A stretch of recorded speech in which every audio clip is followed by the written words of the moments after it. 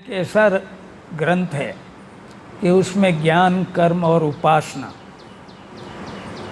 6 अध्याय यानी 18 अध्याय, 6 अध्याय ज्ञान के हैं। अर्जुन को ज्ञान दिया जाता है क्योंकि उसको मोह हो जाता है। मोह सकल व्याधि न कर मूला, ताते सब उपजई बहुशीला।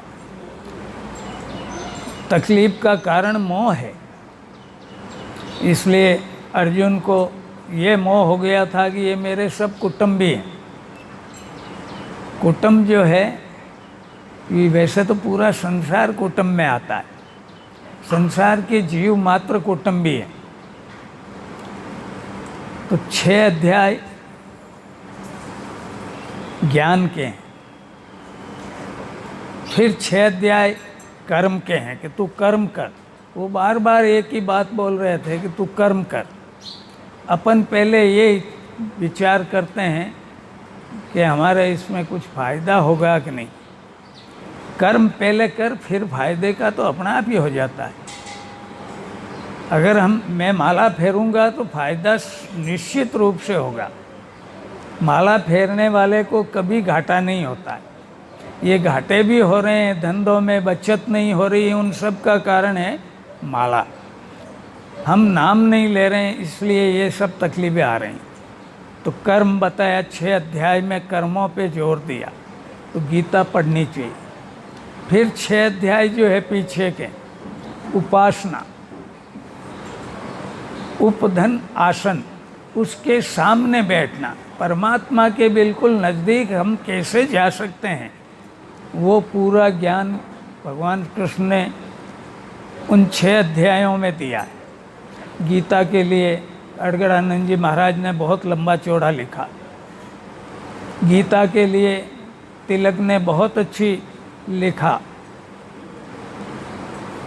गीता पे बहुत ग्रंथ लिखे गए।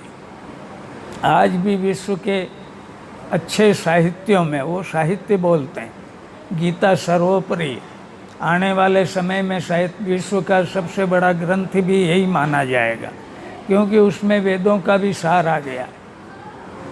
वेद सबसे पुराने ग्रंथ हैं, ये तो यहाँ के वैज्ञानिक और सब मान रहे हैं कि पुरानी किताबें अगर कोई है तो वेद है।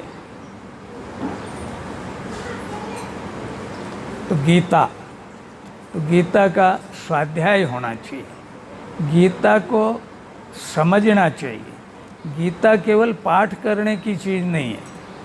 पाठ तो किया जाता है दुर्गा सप्तशती का,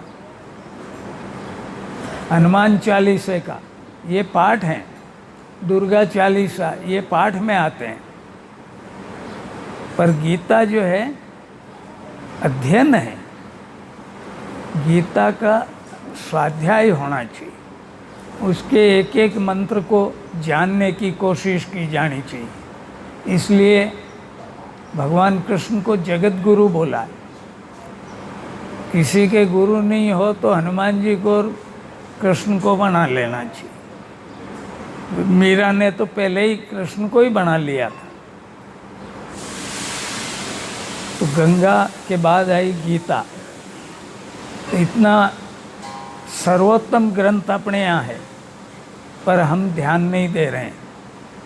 इसलिए उस जो 5वीं माँ है, गो यानी पृथ्वी, पृथ्वी यानी जन्म देने वाली माँ, वो भी जन्म देती है। पृथ्वी भी सब जीव जंतुओं का पालन पोषण, वनस्पतियाँ, ये सब जो हो रही है वो माँ का काम है।